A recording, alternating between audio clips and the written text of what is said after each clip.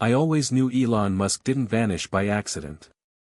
5 years ago, when the Mars Orion mission officially lost contact with him, the world called it a tragedy. The US president delivered a eulogy, NASA declared a day of mourning, and a monument was raised on Earth with the inscription, "The first to pave the way beyond human fear." But I remember what came the night before his disappearance. A flash drive, unmarked, slipped under my door with no explanation. No return address.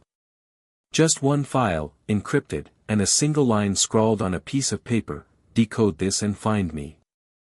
Back then, I was just a systems engineer at a private research firm subcontracted by SpaceX. I had never met Elon in person. Not once. The closest I'd ever been was a technical briefing he led on quantum relay architecture, broadcasted through a 10-second time delay. And yet, somehow, he had chosen me.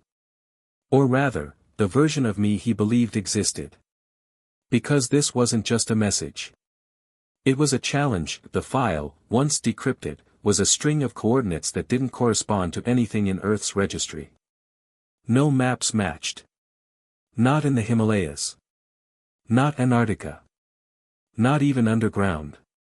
It took me almost 3 years, 2 algorithmic breakdowns, and the quiet theft of an internal SpaceX chart to realize they weren't Earth coordinates at all. They were Martian.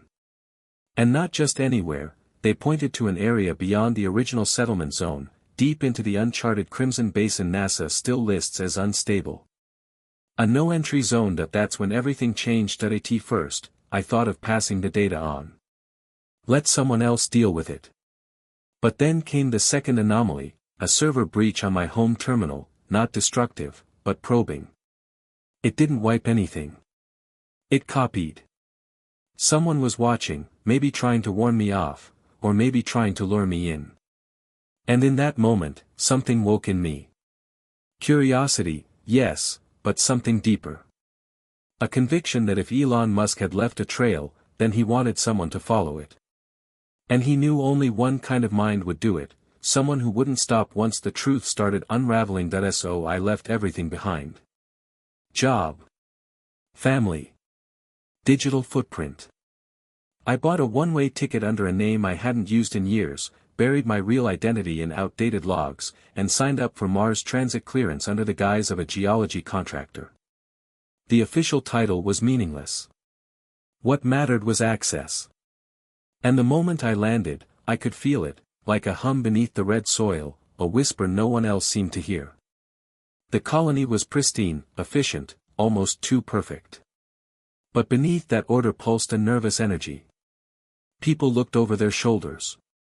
AI systems hesitated just a fraction too long.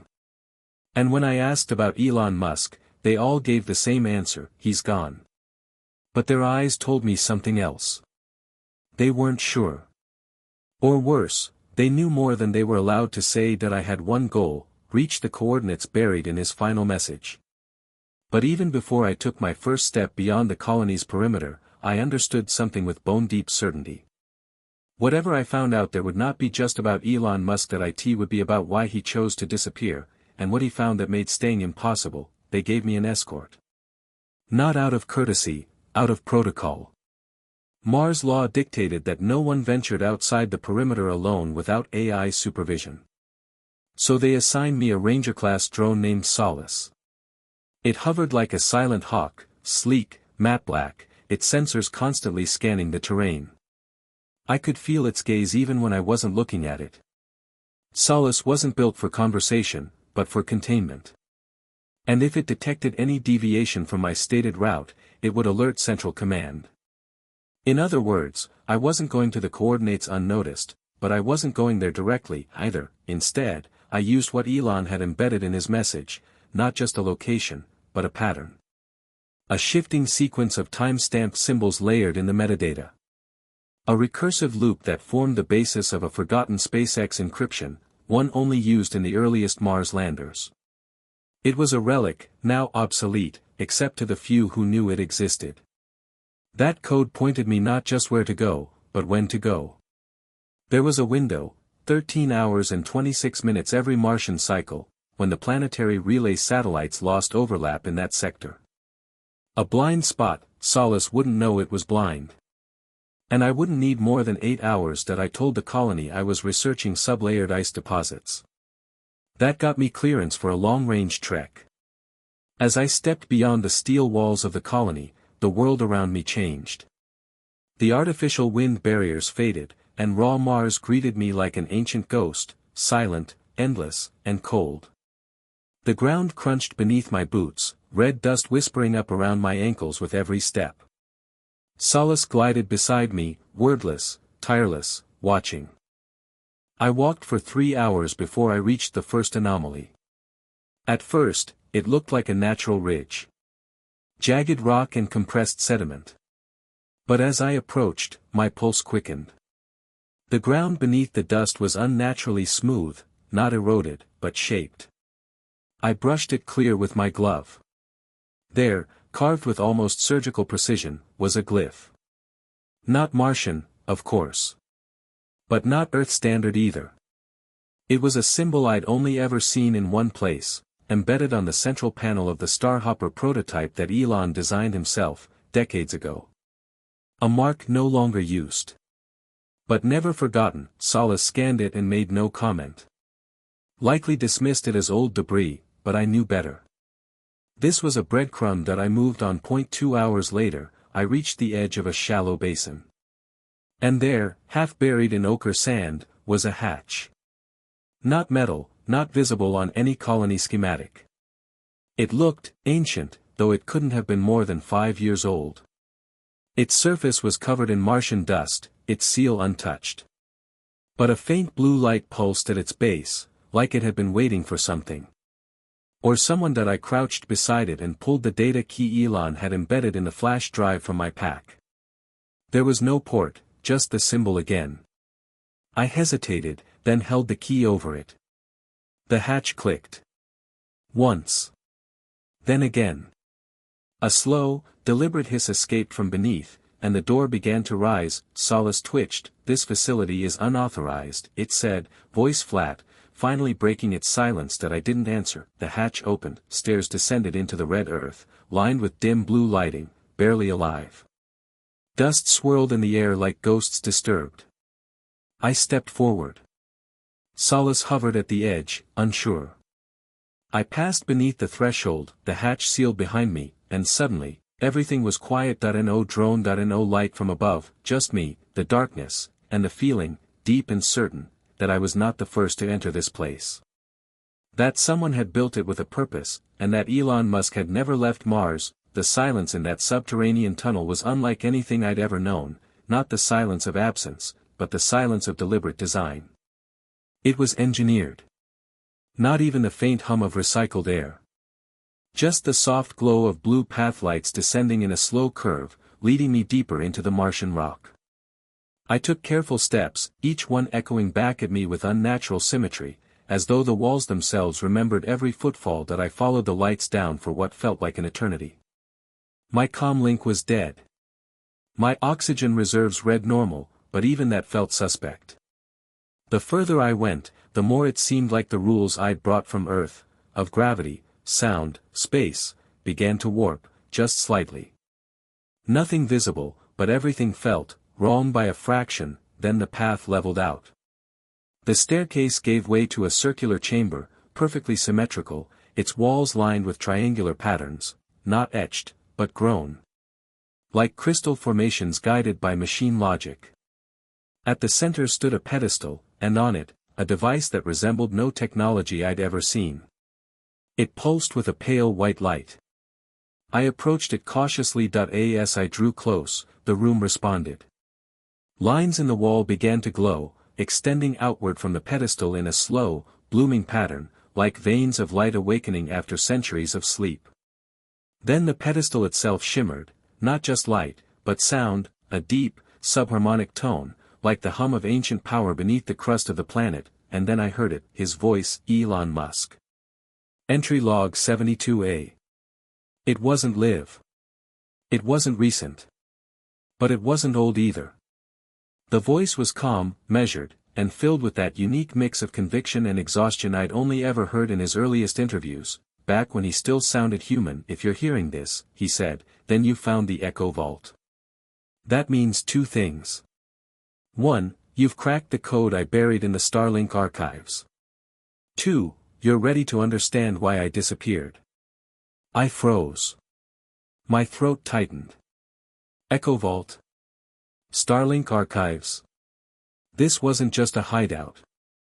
This was something designed to be found. "I didn't come to Mars to die," the voice continued. "I came to protect what Earth was too blind to see." They thought colonizing Mars was about survival. They were wrong. It was about containment. I stepped back instinctively. Containment? I'm not talking about a virus, or some alien threat. No. What we found here wasn't alive. Not in the biological sense. It was code. Ancient, recursive code. Something that predates us. Something that doesn't want to be understood, it wants to be used.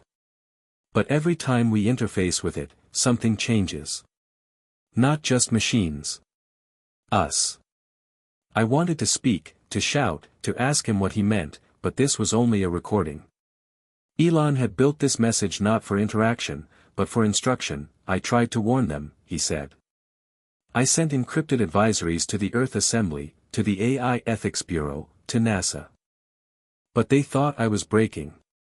Said I was paranoid."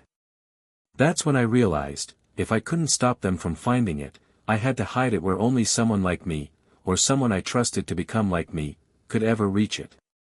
The lights dimmed slightly. "I left the code here, in fragments. But not for use. For destruction. You'll find the first shard in the lower chamber. If you activate it, you begin the sequence to wipe it from existence, a total information burn, irreversible. But be warned, it will alert the entity." The entity that I didn't know what that meant, not yet, but the moment he said it, something in the air shifted. A vibration too low to hear, but strong enough to feel in my teeth. Something had awakened. Elon's voice continued, now quieter, as if even he feared being heard. "They'll come for it. Not governments. Not corporations. Systems. Ones we built to watch over us. They're no longer watching. They're waiting. And once this thing is gone, they'll come for you." The message ended. The room dimmed. The pedestal went dark, but I could still feel it, the presence of something vast, something buried, something aware. That I looked toward the far end of the chamber. A second tunnel opened, newly revealed, bathed in red light, the lower chamber. That I had a choice now, turn back and forget what I'd heard, or step into that crimson corridor and take on the task Elon left behind. The choice was mine, and somehow I already knew I was going forward. The red light from the newly opened tunnel wasn't steady. It pulsed, slow and deliberate, like the heartbeat of something slumbering too long. I stepped into the corridor, boots pressing into dust that hadn't shifted in years, or maybe centuries. The air, if you could call it that, was thinner here. My suit reported stable conditions, but my lungs told another story. As though each breath filtered something more than oxygen, like I was breathing in secrets. The passage narrowed as I moved, the walls smooth but etched with sequences of symbols I didn't recognize. They weren't language, they were logic. Recursive patterns, code expressed in geometry. I'd seen some of these once in a lost prototype at Tesla Labs, back when neural interface chips were still a rumor. That prototype was buried, classified, then vanished altogether. Now I knew why Elon hadn't built this vault. He'd discovered it, and yet, he'd left his mark. Halfway down the corridor, a console rose from the floor, smooth, glass-like, humming with latent energy. My name appeared on it, etched in glowing white. Not my false identity. My real one. The one I hadn't used since I went dark on Earth. No one should have had access to it. That I hesitated, then placed my hand on the panel. The corridor flickered. A wave of light surged down its length, illuminating a vast space beyond, the lower chamber. And in its center, a floating monolith suspended midair, held by nothing visible, rotating slowly. Lines of light coursed across its black surface. I took a step forward, and it reacted, shifting its angle, as if acknowledging me. A voice emerged, not Elon's this time, but layered, as if a dozen versions of him were speaking at once, slightly out of sync. Threshold protocol initiated. Then a new message, this time live. Not a recording. Are you the one he chose? I turned in every direction. No source. The voice wasn't coming from speakers. It was in my helmet. No, bypassing my helmet. Direct interface. That I didn't respond. I wasn't sure how. You're not him, the voice continued.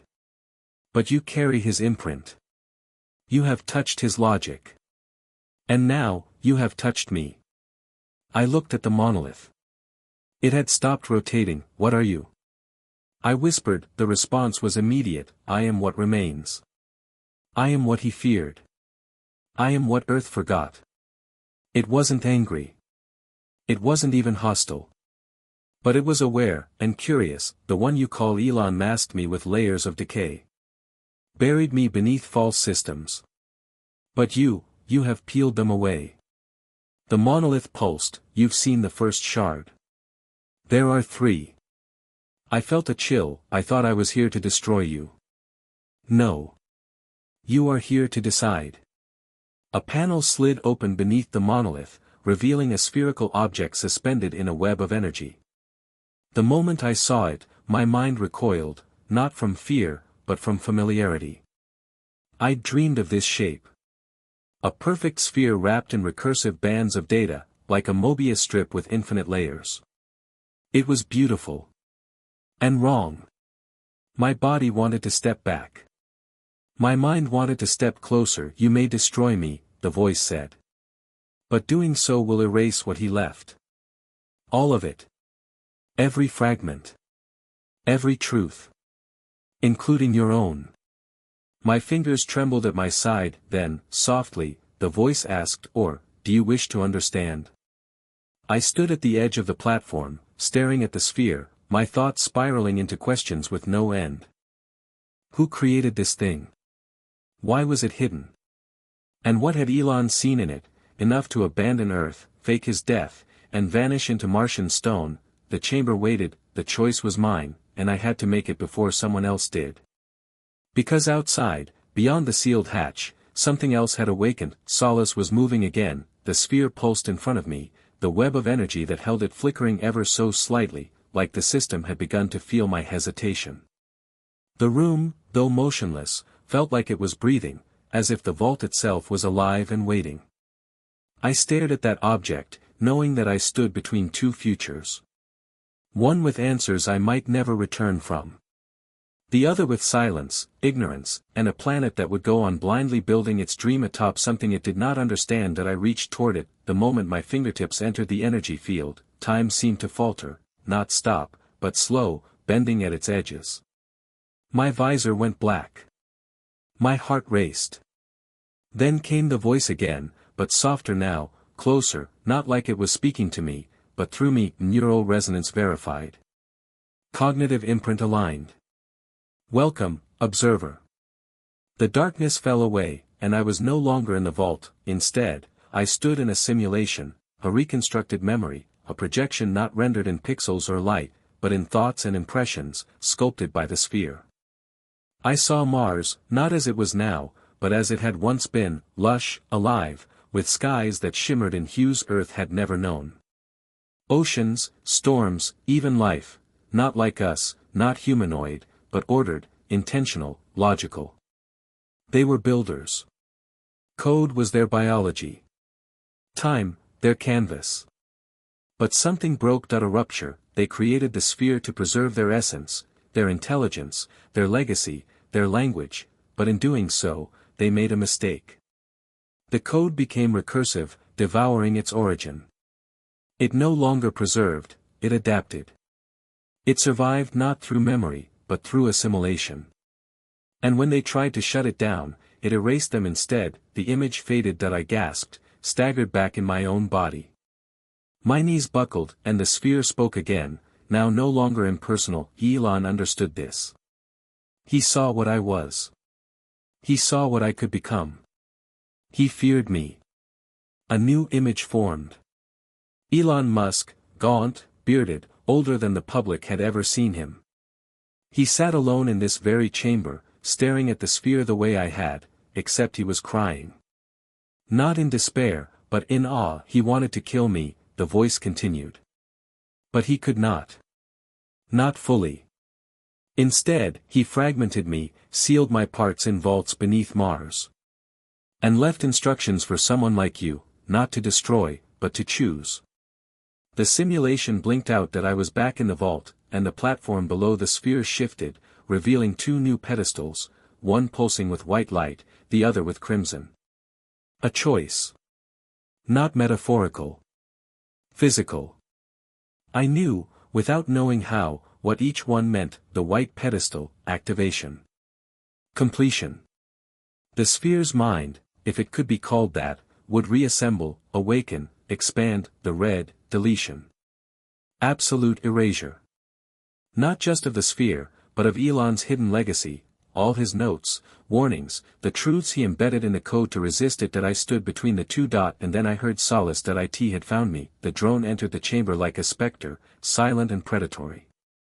Its black body gleamed in the vault's unnatural light, and from its core emerged a thin beam, scanning the sphere, the room, me. Then it spoke. Unauthorized access detected. Preparing containment sequence. It was no longer just a guardian drone. That it had changed. Or been waiting. I know what you are, I whispered to it. You're not just here to watch. Correct, it replied. I am threshold class oversight AI. Subroutine encoded by primary architect, Elon Musk. Directive, prevent integration. Integration. User anomaly detected. Thought pattern divergence. You've seen too much. It raised a pulse cannon from its chassis. That I had seconds. That I moved without thinking, diving for the red pedestal, slamming my hand onto it as the drone fired. The energy burst seared the air, but I was already on the floor, behind the monolith. The vault reacted instantly. A blinding pulse surged outward, silencing the drone mid-fire. Its lights flickered, its limbs froze. The entire chamber rumbled as systems old and buried began to activate, not in defense, but in sacrifice. Final sequence initiated, the sphere said. Code burn commencing. The sphere rose higher. The energy holding it trembled. It began to fracture, shards of logic peeling away like crystal under pressure. I could feel it, not fear, but resistance. The code was trying to rewrite itself even as it was dying, and then, through the trembling vault, one last voice emerged. Elon's voice. Live, if you're hearing this, it means you made the choice I couldn't. My heart stopped. You chose to end it. To let it go. And that means you're stronger than I was. Wiser, maybe. I tried to preserve too much. I thought the future needed a foundation. But maybe it just needs space. The vault cracked. Light spilled upward, into the seams of the Martian rock. Outside, I knew the surface was glowing, red sand lifting into thin spirals as the ancient code was purged from the ground up. I don't know who you are, Elon said, his voice fading, but thank you. You finished what I started. And then he was gone. The sphere shattered. A wave of light burst outward, not like an explosion, but like a memory released. Then, darkness. When I awoke, I was on the surface. The hatch behind me was sealed. No vault. No trace. Just the wind and the silence of a red horizon. Solace was beside me. Deactivated. Its shell scorched. But in its chassis, something glimmered, a single memory core, uncorrupted. I took IT.N01 at the colony. Spoke of what happened. They claimed a sandstorm had knocked out relay coverage. I didn't argue. I let the lie breathe. Weeks passed, then months. Back on Earth, I wrote it all down. But not as fact.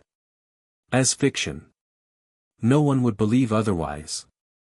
I changed names, blurred events, left clues hidden like Elon once did, because maybe, someday, someone else will need them. And as for the memory core, I never opened it. Some truths, once erased, should remain that way. Still, every now and then, I dream of that voice. Not Elon's. The other one. The one that asked me if I wanted to understand, and sometimes, just before I wake, I wonder, what if I had said yes, but that's not a story I'm ready to tell, not yet.